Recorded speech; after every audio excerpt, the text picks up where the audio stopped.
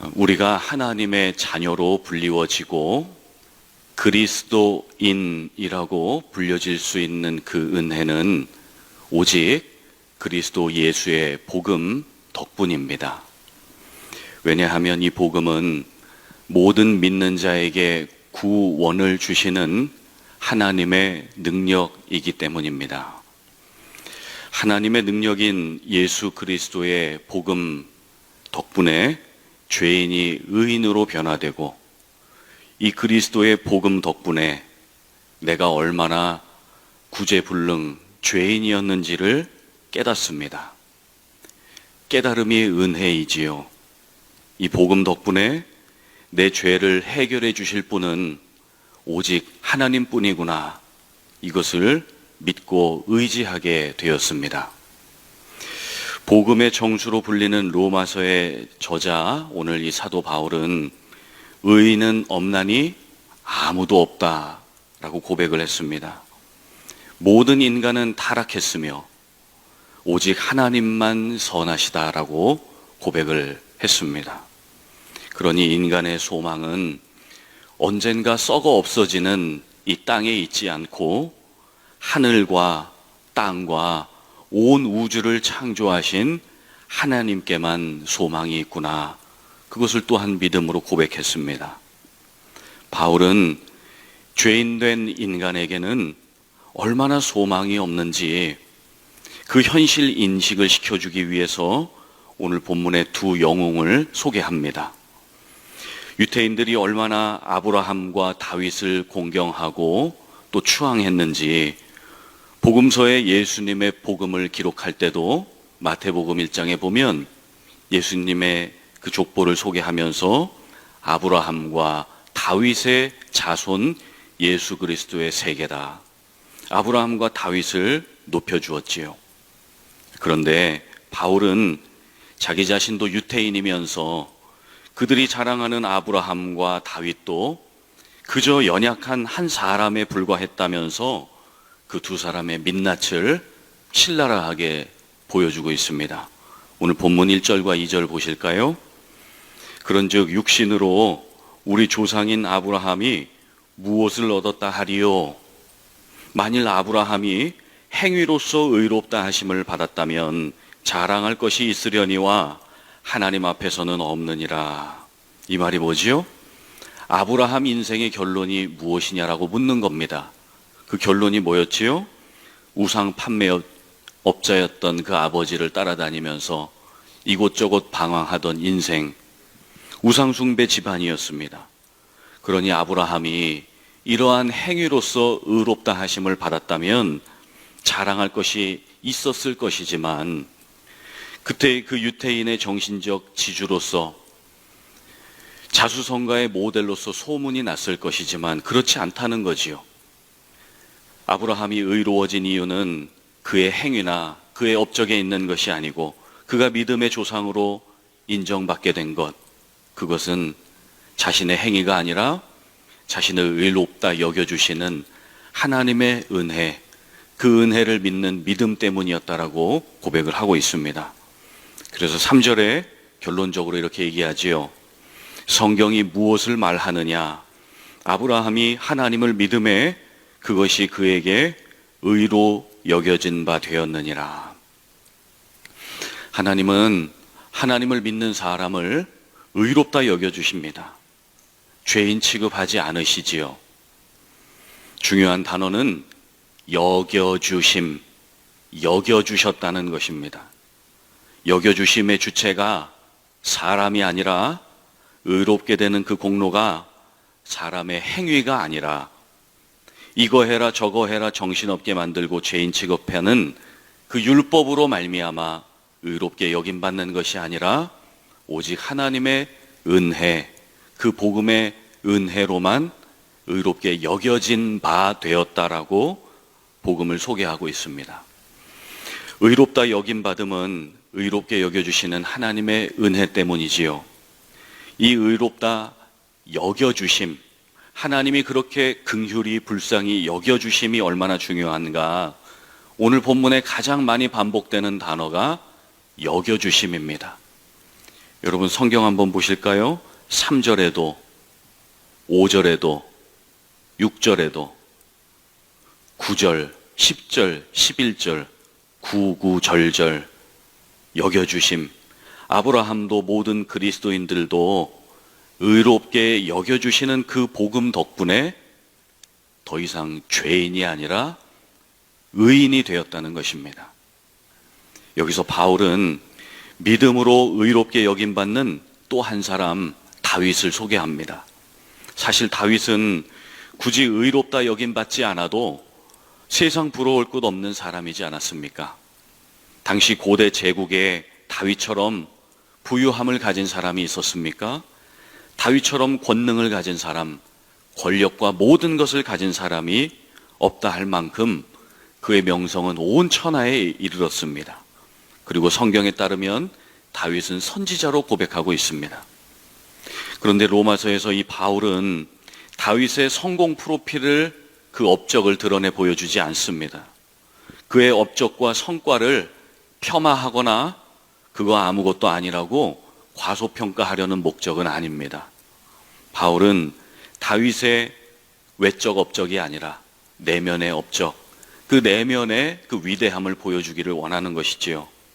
제 아무리 성공한 왕이라 할지라도 살인죄로, 간음죄로 그 죄의 심각성을 깨달은 다윗, 그 죄와 씨름하고 고민했던 다윗, 자신의 영적인 문제로 걱정하고 절망했지만 그 문제 해결해 주실 분이 오직 하나님뿐이구나, 그 주님께 소망을 드는 그 다윗을 조명해 보여주는 것이지요. 아, 내가 왕이었어도 이 죄의 무게는 어떤 것으로도 가볍게 할 수 있는 게 아니구나. 내 인생의 소망은 하나님의 구원하심에 있는 것이구나. 다윗은 자신의 악행으로 인해 절망하면서 회개의 기도를 하나님 앞에 올렸습니다. 그것이 시편 51편에 아주 정확하게 드러나 있지요. 하나님이여, 주의 인자를 따라 내게 은혜를 베푸시며 주의 많은 긍휼을 따라 내 죄악을 지워주소서. 하나님이여, 내 속에 정한 마음을 창조하시고 내 안에 정직한 영을 새롭게 하여 주옵소서. Create in me a clean heart, O God, and renew a right spirit within me. 주의 구원의 즐거움을 내게 회복시켜 주시고 자원하는 심령을 주사 주님 나를 붙들어 주십시오. 사도 바울은 오늘 본문에 바울은 좋은 집안 출신이었지요. 일찍이 로마로 유학 간 유학생이었습니다. 가말리엘이라는 최고의 랍비 멘토에게 배운 철학자였고 율법 박사였습니다. 미래가 촉망되는 젊은 정치인이었습니다. 로마 제국의 시민권자로서 아무도 건드릴 수 없는 그러한 사람이었습니다. 단 하나, 그가 대머리였다는 것, 외적으로 볼 것이 없었다는 것, 그거 외에는 바울은 내가 제일 잘 나가, 그 노래를 부르고 다녔던 사람이었습니다. 그런 그가 왜 예수의 복음 앞에 절망하고 복음 앞에 왜 무너졌습니까? 자신의 영적인 그 죄 문제를 해결할 방법이 없었기 때문입니다. 오호라, 나는 곤고한 자로다. 누가 이 사망의 몸에서 나를 건져낼 수 있으랴. 여러분, 이 고백은 행복한 인생을 살고 있는 사람, 승승장구하고 있는 사람이 하는 고백이 아니지 않습니까? 바울은 자신과 똑같은 죄 문제를 안고 살았던 다윗의 예를 들어 보이면서 진정한 행복이 무엇인가를 소개하는데요. 진정한 행복은 무엇인가? 출세에 있는 것이 아니구나. 진정한 행복은 무엇인가? 명예에 있는 것도 아니구나. 진정한 행복은 무엇인가? 물질도 아니라 죄의 사함을 받고 구원을 얻은 기쁨에서 온다는 것을 역설적으로 설명해 보여주고 있습니다. 그래서 오늘 본문 6절, 7절, 8절을 한번 같이 보실까요? 하나님께 의로 여기심을 받는 사람의 복에 대하여 성경에서 복을 말할 땐 행복을 같이 말하고 있는 것입니다. 사람의 행복에 대하여 다윗이 뭐라고 말했지요? 불법이 사함을 받고 죄가 가리워짐을 받는 사람은 복이 있고 주께서 그 죄를 인정하지 아니하실 사람은 복이 있도다. 그러니 여러분, 제가 질문 드리겠습니다. 여러분도 행복하십니까? 두 분만 행복하신 것 같습니다. 성경에서 정의하는 이 행복, 성경적 복의 개념은 여호와 하나님을 가까이 하는 것입니다. 시냇가에 심은 나무가 열매를 맺으려면 물에 가까이 있어야 하듯이 사람의 생명의 근원이신 하나님 곁에 있을 때 사람도 영적인 열매를 맺고 행복할 수 있다는 것이지요. 하나님을 떠나서는 아무것도 할 수가 없습니다. 하나님 없이 못 삽니다. 그것을 깨닫는 것이 복음의 은혜입니다. 하나님과 연합되게 하는 것이 행복이지요. 그것이 복음의 은총입니다. 하나님만으로 충분합니다. 그래서 복음은 우리 인생의 기쁜 소식이 되는 것이지요. 예수님은 우리에게 이러한 복음의 기쁜 소식을 주기 위해 오셨습니다. 예수님은 우리에게 이 복음의 은혜를 깨닫게 해주기 위해 오셨지요. 내 죄는 예수님께 전가되고 예수님의 의는 나에게 전가되는 것, 이것을 R.C. 스프롤이라고 하는 성경신학자 그 목사님은 이중 전가, 더블 임퓨테이션이라고 이 교리를 설명했습니다. 예수님을 믿을 때 신자 안에 일어나는 복음의 원리를 영적으로 보여주는 것이지요. 내 죄가 예수께 완전히 전가가 되고 예수님의 의로우심은 온전히 나에게 더블로 이렇게 전가되는 것을 설명한 겁니다. 그런데 우리가 알지만 사탄은 의를 전가해 주지 않지요. 죄만 전가시킵니다. 하와에게 죄를 전가시키고 하와는 아담에게 전가시켰습니다. 서로가 서로의 허물을 탓하게 만들었지요. 비난과 비판과 정죄의 언어를 사용하게 했습니다. 남을 탓하는 것은 마귀의 역사입니다. 그러나 예수님은 죄가 하나도 없으심에도 불구하고 우리의 죄를 다 전가받으시고 주님이 도리어 죄인 취급을 당하셨습니다. 죄책감이라고 하는 그 죄의 책임감을 스스로 짊어지셨습니다. 이사야 선지자는 사람이 능히 감당할 수 없는 이 영적인 문제를 해결해 주신 예수님에 대해서 이사야 53장에 이렇게 예언했지요. 예수님은 우리의 질고를 지고 우리의 슬픔을 당하였거늘 우리는 생각하기를 그는 징벌을 받아 하나님께 맞으며 고난을 당한다 하였노라. 주가 찔림은 우리의 허물 때문이요 그가 상함은 우리의 죄악 때문이라. 그가 징계를 받음으로 우리는 평화를 누리고 그가 채찍에 맞음으로 우리는 나음을 받았도다. 우리가 맞아야 될 그 채찍을 예수님께 전가시켰고 예수님이 누리셨던 그 평화를 우리에게 또한 전가시켜 주셨습니다.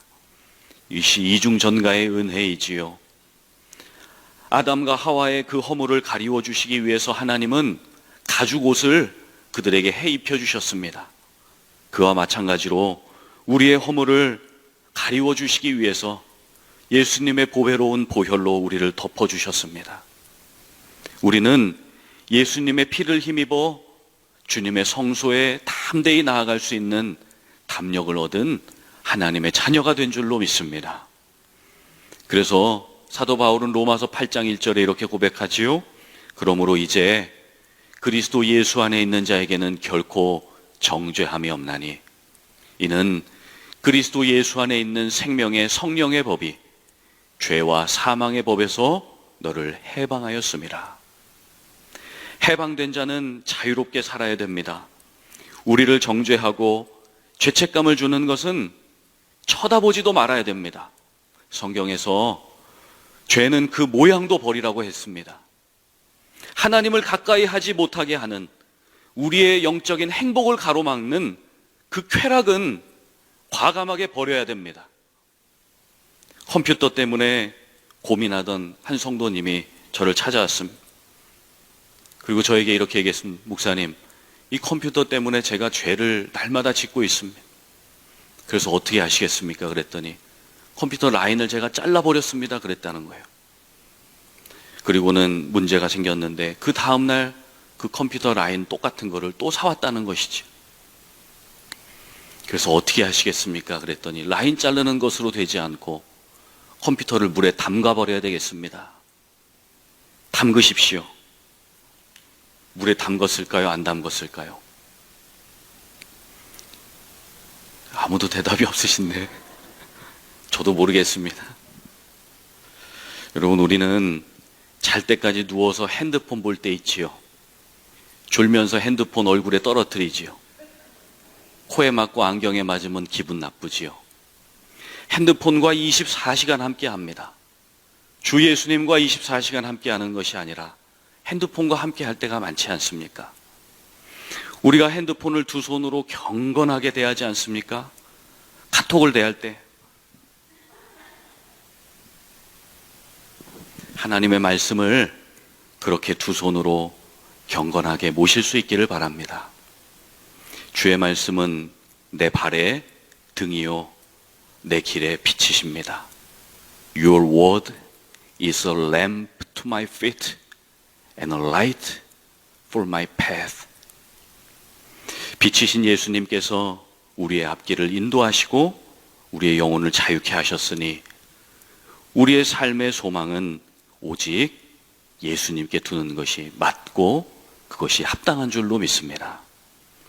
그리하여 우리의 소망이신 예수님께, 우리의 복음의 영광이 되시는 예수님께만 모든 영광을 올려드리시고 복음의 은혜로 오늘도 든든하게 승리하시고 하나님 앞에 담대하게 나아가시는 우리 귀하고 복된 성도님들, 그리스도인들 되시기를 예수님의 이름으로 간절히 축복합니다. 기도하겠습니다.